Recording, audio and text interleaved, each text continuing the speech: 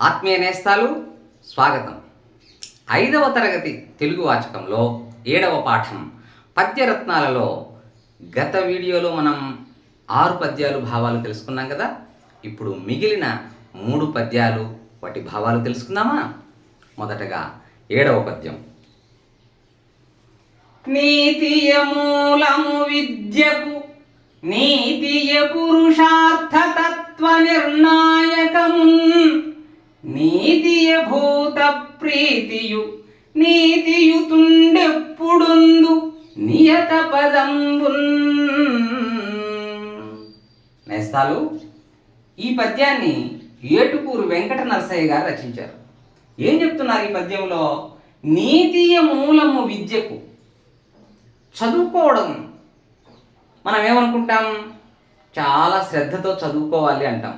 అయితే శ్రద్ధ ఒక్కటే కాదు, చదువుకు మూలం ఏమిటంటే నీతి. నీతి అంటే సత్ప్రవర్తన, మంచి ప్రవర్తన, ధర్మ మార్గంలో ఉండడం, న్యాయంగా జీవించడం, ఇదంతా సత్ప్రవర్తన. సత్ప్రవర్తన కలిగి ఉంటేనే మనకు విద్య చక్కగా లభిస్తుంది.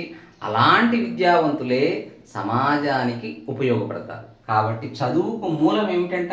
చదువుకు ఆధారం ఏమిటి? చదువు ఖచ్చితంగా ఉండాల్సిన ఒక లక్షణం ఏమిటంటే నీతి, సత్ప్రవర్తన. నీతియ పురుషార్థ తత్వ నిర్ణాయకమున్. పురుషార్థ తత్వాలు ధర్మం, అర్థం, కామం, మోక్షం అని చతుర్విధ పురుషార్థాలు ఉన్నాయి. ఈ చతుర్విధ పురుషార్థాలకు నిర్ణయించేది ఏంటంటే నీతి. ధర్మంగా జీవించడం అంటే సత్యనిష్టను కలిగి ఉండడం, న్యాయమైన పద్ధతిలో ఉండడాన్నే మనం ధర్మం. అర్థం, అర్థం అంటే సంపాదన, డబ్బు. డబ్బు ధర్మ మార్గంలోనే సంపాదించాలి, న్యాయయుతంగానే డబ్బులు సంపాదించాలి. అలాగే ధర్మము, అర్థము, కామము. కామము అంటే వాంఛలు తీర్చుకోవడం లేదా సుఖాలను అనుభవించడం. ఇది కూడా మనం ధర్మ మార్గములో సంపాదించినటువంటి అర్థముతోనే మనం ఈ సుఖాలు పొందాలి. చివరిగా మోక్షం. మోక్షం అంటే ఏదైతే మనం ఈ పుట్టడం, పెరగడం, వృద్ధులవ్వడం, చనిపోవడం, మళ్ళీ పుట్టడం, ఈ వలయాన్ని సంసార వలయం అంటాం. ఈ సంసార వలయం నుంచి ముక్తి పొందడమే మోక్షం. లేదా మోక్షం అంటే అత్యున్నతమైనటువంటి ఒక లక్ష్యం. అది చేరాలంటే కూడా మనం నీతి మార్గంలో ఉండాలి, సత్ప్రవర్తన కలిగి ఉండాలి. నీతియ భూత ప్రీతియు. భూతము అంటే ఇక్కడ ప్రాణులు. సకల ప్రాణులకు ప్రీతికరమైంది, ఇష్టకరమైంది ఏంటి అంటే సత్ప్రవర్తన, మంచి ప్రవర్తన, నీతి. కాబట్టి మనం సకల భూత ప్రీతియు, అన్ని భూతాలకు సంతోషాన్ని కలిగించే విధంగా సత్ప్రవర్తన కలిగి ఉండాలి. నీతియుతుండెప్పుడుందు నియత పదంబున్. నీతియుతుడు ఎవరైతే ఈ విధంగా సత్ప్రవర్తన కలిగి ఉంటాడో అలాంటి వ్యక్తిని నీతియుతుడు అంటాం. అతడు ఎప్పుడు, ఇక్కడ ఎప్పుడు అనేది ప్రశ్నగా తీసుకోవట్లేదు. ఎప్పుడు, ఎందుకు, ఎలా, ఎక్కడ, ఇవి మనం ప్రశ్న పదాలుగా తీసుకుంటాం. కానీ ఇక్కడ ఎప్పుడు అంటే ఎల్లప్పుడూ, ఎల్లప్పుడూ కూడా నియత పదంబున్ పొందు. అతడు తనకు లభించాల్సినటువంటి ఏదైతే పదవి ఉందో, ఏదైతే తగిన స్థానం ఉందో ఆ స్థానాన్ని పొందుతాడు. ఎప్పుడైతే తను నీతియుతంగా జీవిస్తాడో దానికి తగినటువంటి స్థానాన్ని, గౌరవమైనటువంటి స్థానాన్ని అతడు పొందుతాడు. కాబట్టి మనం చక్కటి విద్య కోసం, అలాగే మోక్షం కోసం, సకల భూతాలను సంతోషంగా, సకల భూతాలతో సంతోషంగా జీవించడం కోసం, అట్లాగే మనం తగినటువంటి విలువైనటువంటి స్థానాన్ని పొందడం కోసం మనం కలిగి ఉండాల్సినటువంటి గొప్ప ధర్మం ఏమిటంటే నీతి, సత్ప్రవర్తన. తర్వాత పద్యం. చదువని వాడజ్ఞుండగు చదివిన సదసద్వివేక చతురత గలుగున్ చదువగ వలయును జనులకు చదివించెదనార్యులొద్ద చదువుము తండ్రి. శ్రీమద్భాగవతంలో పోతన గారు రాసినటువంటి పద్యం. హిరణ్యకశిపుడనే రాక్షసరాజు తన కొడుకు అయినటువంటి ప్రహ్లాదునితో పాఠశాలకు పంపిస్తూ గురువుల వద్దకు పంపిస్తూ చెప్పినటువంటి పద్యం. చదువని వాడు అజ్ఞుండవు. నాయన, చదువుకోకపోతే నీకు జ్ఞానం ఉండదు, తెలివితేటలు ఉండవు, ఏమి తెలియదు, నీకు అజ్ఞానిగా ఉంటావు. చదివిన సద్వివేక చతురత గలుగున్. చదువుకున్నావు అనుకో, సత్ అసత్, సత్యమేదో అసత్యమేదో, మంచేదో చెడేదో తెలుసుకునేటటువంటి వివేకము నేర్పు నీకు వస్తాయి. చదువగవలయును జనులకు. కాబట్టి మనుషులందరూ, ప్రజలందరూ చదువుకోవాలి. చదివించెదనార్యులొద్ద చదువుము తండ్రి. కాబట్టి కుమారా, నాయన, నిన్ను చక్కటి ఉత్తములైన గురువుల వద్ద పాఠశాలకు పంపిస్తాను, చక్కగా చదువుకో అంటూ తండ్రి అయినటువంటి హిరణ్యకశిపుడు ప్రహ్లాదుకు చెప్తూ ఉన్నాడు.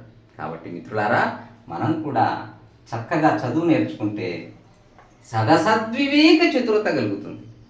సత్యం అసత్యం ఏదో తెలుసుకోవడం, మంచి చెడుల్ని తెలుసుకునే వివేకము నేర్పు మనకు లభిస్తాయి. చివరి పద్యం. తరువుల తిరసఫల భార గురుతగాంచు నింగి వ్రేలుచునమృతము సంగు మేఘుడు.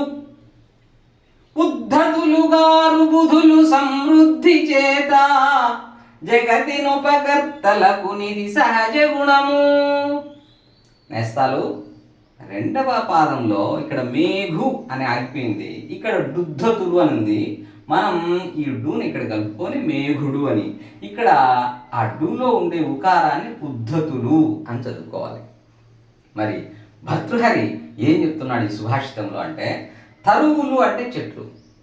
చెట్లు బాగా కాయలు పండి పండ్లగా మారి రసంతో కూడినటువంటి ఆ పండ్లు, బరువైనటువంటి పండ్ల వల్ల చెట్టు బాగా కొమ్మలతో పాటు వంగుతుంది. అంటే చెట్టు తన దగ్గర పండ్లు వచ్చేటప్పటికీ అది ఇతరులకు ఇవ్వడం కోసం. మనం కూడా చూస్తూ ఉంటాం, ఎక్కడన్నా పొలాలలో కానీ రహదారి వెంట వెళ్ళేటప్పుడు పండ్లన్నీ కిందికి వంగుతూ ఉంటుంది, చెట్టు వంగి మనం అందుకునేటంత అందుబాటులో కూడా కొన్ని చెట్లకు పండ్లు అందుతాయి. కాబట్టి అలా చెట్లు ఆ పండ్ల యొక్క భారం చేత వంగుతాయి.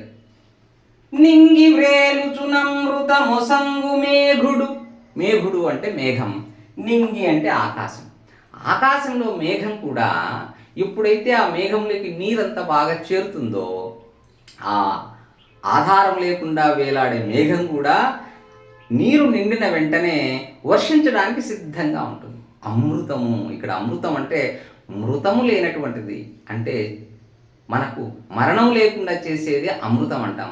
కానీ ఇక్కడ అమృతం అంటే వర్షం అని, జీవజలం. వర్షం వస్తేనే కదా మన ప్రాణాలు నిలబడేటటువంటి నీరు మనకు దొరుకుతుంది.